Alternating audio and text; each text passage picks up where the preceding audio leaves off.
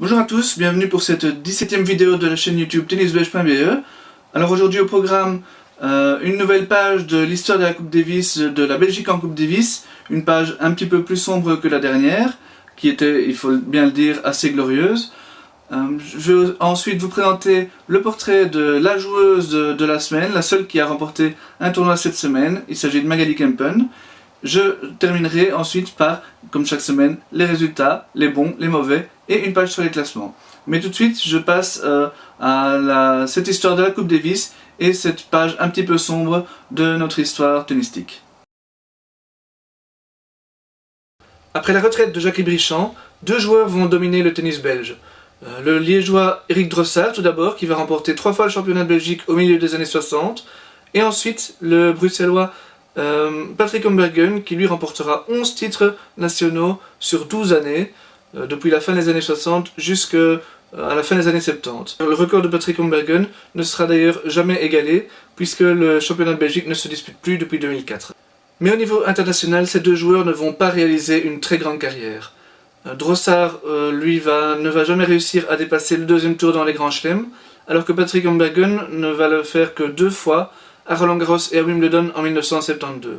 C'est d'ailleurs cette année-là, en 1972, qu'il atteint ses 2 seuls quarts de finale en tournoi Grand Prix, comme on les appelait à l'époque, donc l'équivalent ATP. C'était à Bruxelles et Eichstätt. Il aura toutefois l'occasion de croiser le fer, ou plutôt le bois à l'époque, avec de nombreuses stars, telles Ken Rosewall, Björn Borg ou Ivan Lendl. Mais Patrick Hombergen va avoir du mal dans les longs déplacements, il aura du mal à s'acclimater, à prendre l'avion aussi, et il ne va très peu jouer en dehors de l'Europe occidentale. La paire Drossard-Hombergen ne va jamais atteindre les sommets de Wacher et Brichand en Coupe Davis. Ils sont plutôt efficaces face aux petites équipes européennes, mais dès qu'il s'agit d'affronter un grand pays, ils sont toujours assez sèchement battus. Ils subissent ainsi quelques défaites face à la Roumanie de Ilina Stas, face à la Tchécoslovaquie de Jan Kodeš, ou encore face à l'Italie de Pietrangeli. Ils atteignent tout de même une demi-finale, mais c'est en 1970 après le forfait en quart de finale de l'Afrique du Sud, et ils sont largement dominés par l'Allemagne de Willy Bunkert en demi-finale. L'arrivée du Verviétois Bernard Mignot dans le courant des années 70 va redonner un petit peu d'espoir à la Belgique. Il va en effet réussir une très belle carrière chez les professionnels. Il sera le premier Belge à remporter un tournoi ATP depuis la création de ce circuit. C'était à Valence en 1973. Et il va également atteindre un 8e de finale à Roland-Garros. Et a remporté quelques matchs très importants, quelques belles victoires en Coupe Davis, notamment face au Yougoslave Zeljko Franulovic, un ancien finaliste de Roland-Garros, ou face au Néerlandais Tom Hocker, qui lui a atteint la finale à l'US Open. Mais malheureusement, Patrick Hombergen, lui, est sur la pente descendante dans ces années-là, et il ne va jamais réussir à bien épauler Bernard Mignot pour faire mieux que ce qu'il n'avait pu faire avec Eric Drossard. En 1977, un jeune liégeois du nom de Bernard Boileau fait ses débuts dans l'équipe de Coupe Davis alors qu'il n'a pas encore 18 ans. Il rencontre le grand champion Ilina Stas et évidemment, il ne fait pas le poids. Mais ce jeune joueur est vraiment très talentueux et il va le démontrer durant les 10 années qui suivent. Il va vraiment dominer le tennis belge pendant ces 10 années. Il va réussir à atteindre 3 demi-finales en tournoi ATP, il va remporter 10 fois le championnat de Belgique et fera également partie du top 50. Mais ses résultats en Coupe Davis, faute de partenaires de niveau équivalent, ne vont pas vraiment être à la hauteur. Lorsque en 1981, la Fédération internationale va décider de créer un groupe mondial à 16 équipes et une deuxième division pour toutes les autres équipes divisées en 3 continents, c'est évidemment dans cette zone continentale européenne que la Belgique va être versée. Vers 1986, l'étoile de Bernard Boileau pâlit. Empêtré dans des problèmes personnels, il va être contraint d'arrêter la compétition, et à son arrêt, le vide qu'il laisse derrière lui est abyssal. À ce moment-là, au classement ATP, il n'y a plus un seul Belge dans le top 400. En 1988, la Belgique touche le fond du fond de la Coupe Davis. Cette année-là, l'ITF décide de créer une deuxième division, de séparer les zones européennes en 2 divisions. La première année, la Belgique reste en division 1 européenne, mais Denis Langaskens et Xavier Dauphren vont perdre le premier tour contre la Finlande, et en match de barrage, Karel de Munk et le tout jeune Bart Woits, eux vont perdre contre la Hongrie. Pourtant, le premier joueur finlandais n'est que 440e mondial et le premier joueur hongrois 584e mondial. La Belgique sombre donc dans la deuxième division européenne, le plus bas niveau qu'elle n'aura jamais atteint.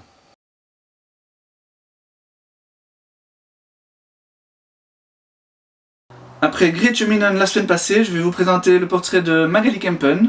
Alors Magali et Gretchen font partie de la génération 97. Je vous ai déjà pas mal parlé de la génération 95 et même de la 94. Ces filles-là sont déjà bien installées dans le top du classement belge. Si je regarde les 10 premières belges classées à la WTA, 6 filles sont nées en 95 ou en 94. Mais derrière, il y a cette génération 97 qui arrive.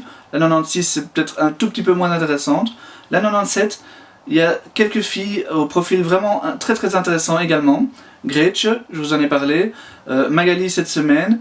Il y a encore déjà classé à la WTA Morgan Mikkels ou encore Mathilde De Wit.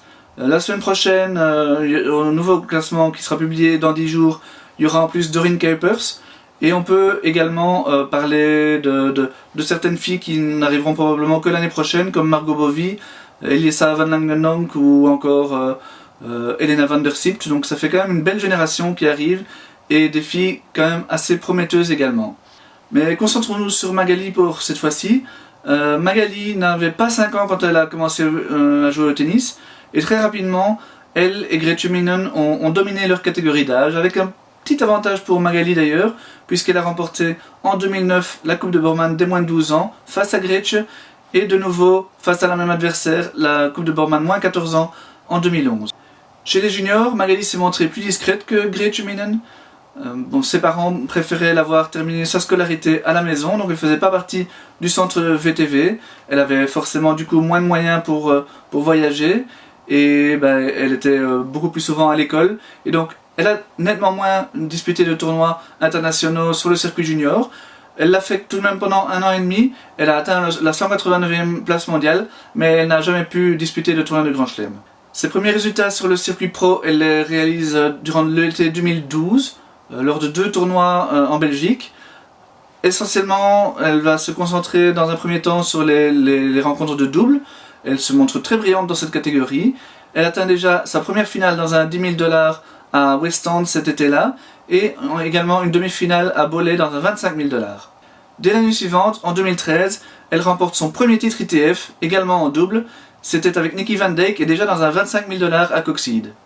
En 2014, elle réussit ses premiers vraiment bons résultats en simple. Elle atteint une demi-finale en fin d'année dans un 10 000 $ à Djibouti, mais également 3 autres quarts de finale, et en plus, elle remporte 4 titres en double, tous en 10 000 $.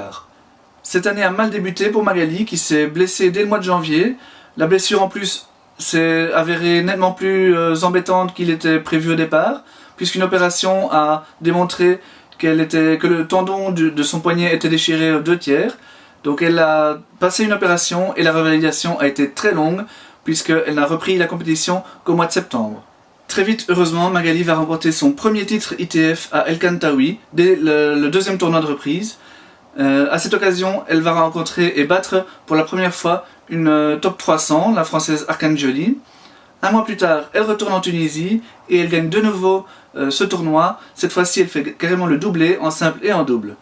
Elle bat d'abord Sophie Oyen en demi-finale, puis en finale, elle rencontre la tête de série numéro 1, la joueuse du Liechtenstein, Von Deichmann, et elle réalise le meilleur match de sa semaine à cette occasion-là. Malgré le stress, elle arrive à le vaincre et à remonter un handicap d'un set pour s'imposer en 3-7. Grâce à cette victoire, Magali devrait grimper vers la 650e place mondiale, pas à ce classement-ci, au classement de la semaine prochaine. Bon, elle aimerait bien rejoindre le top 500, ou en tout cas s'en approcher d'ici la fin de l'année. Avec Laurence Courtois, son coach depuis 2 ans, elles peuvent clairement, c'est un objectif clairement atteignable. Elles vont encore disputer quelques tournois d'ici la fin de la saison. La vraie année de son éclosion pourrait bien être l'année prochaine, en grande partie grâce quelque part à sa blessure, puisque dans les 9 premiers mois de l'année prochaine, elle n'aura quasiment pas un point à défendre, et donc sa montée pourrait être vraiment vertigineuse au classement. Si Magali Kempen a été la seule à remporter un titre cette semaine, deux autres Belges sont parvenus en finale. Julien Dubail, le premier, il a atteint la finale à Ramat HaSharon en Israël, une semaine après avoir déjà perdu en finale à Tel Aviv. Cette fois-ci, il a perdu au tie-break du dernier set, donc c'était vraiment tout juste. Ça va finir par passer, j'espère, pour Julien, qui en est quand même déjà à sa 4e finale perdue cette saison, et son dernier titre remonte quand même déjà à 2011. Gretchen Minen n'a pas réussi de doubler à Antalya, elle avait remporté un tournoi là-bas la semaine dernière. Cette fois-ci, elle s'est arrêtée en finale. Bon, c'est pas entièrement de sa faute, il faut dire que la station balnéaire turque a été copieusement arrosée toute la semaine. Les organisateurs ont été contraints de disputer quasiment les 4 derniers tours en 3 jours. C'était un petit peu la foire. Et contrairement à son adversaire, Gretchen a été contrainte de disputer sa demi-finale le matin même de la finale. Donc on peut évidemment comprendre un petit peu qu'elle est flanchée malgré le gain de la première manche durant cette finale. Elle a largement été dominée durant les 2e et 3e sets. Donc c'est probablement un petit peu à cause de la fatigue et de la mauvaise organisation de cette semaine due à la pluie. Il y a eu assez peu de bons résultats à côté de ça au niveau des futurs. Michael Gertz a tout de même remporté le double à El Kantaoui. Et il y a eu quelques quarts de finalistes, notamment Jonas Merckx à Sharm el-Sheikh, qui a tout de même seulement été battu en 3-7 par le portugais Silva, qui était de série numéro 1. À Ramat HaSharon pour Helen Skolsen. Et à Rhodes pour Clément Gaines et pour Julien Canigna, qui lui probablement espérait un petit peu plus de ce tournoi. A noter également un très bon point pris par Victor Poncelet et Doreen Kuipers à Antalya, dans les tableaux masculins et féminins respectivement. Doreen, je l'ai dit précédemment, va grâce à ça atteindre son premier classement WTA. Ce ne sera pas cette semaine-ci, mais la semaine prochaine, donc félicitations à Doreen. À côté de ça, on peut encore noter en junior quelques bons résultats au tournoi ITF Grade 4 d'Almer, aux Pays-Bas. Lara Salden a atteint la finale en simple et a remporté le tournoi en double, alors que Seppe Kuipers, le frère de Doreen, a lui été battu en finale du double. Au plus haut niveau, la meilleure performance de la semaine, c'est évidemment la très belle demi-finale de Alison Van Uytvanck au Luxembourg. Alison a battu Anna Ivanovic, l'ancienne numéro 1 mondiale, lors d'un match de très très bon niveau. Elle a malheureusement été contrainte à l'abandon suite à un petit problème une petite maladie lors de sa demi-finale contre la japonaise Misaki Doi qui a remporté le tournoi. Donc c'est un petit peu dommage malgré tout. On a le sentiment qu'Alison pouvait aller chercher son premier titre ici à Luxembourg, mais c'est sans doute que partie remise, son premier titre WTA je veux dire évidemment, mais c'est sans doute que partie remise pour Alison qui a de grandes chances d'y arriver l'année prochaine. Quelques bons petits résultats également au niveau des challengers, avec notamment les quarts de finale de Yannick Mertens et de Arthur de Greef à Bangalore en Inde. Arthur, je vous le rappelle, restait sur 3 victoires en futur, donc il a encore gagné 2 matchs en challenger. Malheureusement, sa belle série s'est arrêtée là.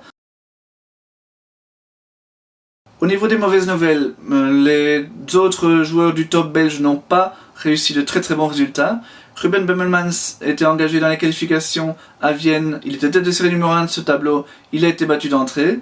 Steve Darcy à Stockholm, lui, il a franchi un tour, malheureusement il a été contraint à l'abandon lors de son match contre Richard Gasquet. Heureusement, pas trop de soucis, ça semble une très légère blessure et sa participation à la Coupe Davis n'est en tout cas pas remise en cause. Le dernier joueur de l'équipe belge à être aligné cette semaine, c'était Kimmer Coppejans qui jouait à Santiago. Il a malheureusement été battu au 2e tour.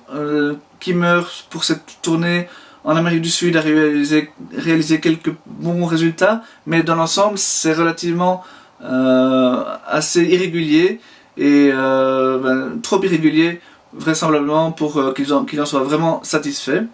A noter encore que Joris Delors a lui été battu au dernier tour des qualifications. A noter encore une nouvelle défaite au premier tour pour Germain Gigonon à Bangalore. Chez les filles, hormis Alison Van Uytvanck, ça n'a pas été terrible. La meilleure a été Kirsten Flipkens qui a passé un tour dans le grand tableau en battant une top 50, une bonne victoire. Malheureusement, elle a un petit peu loupé le coche au 2e tour en perdant contre une lucky loser.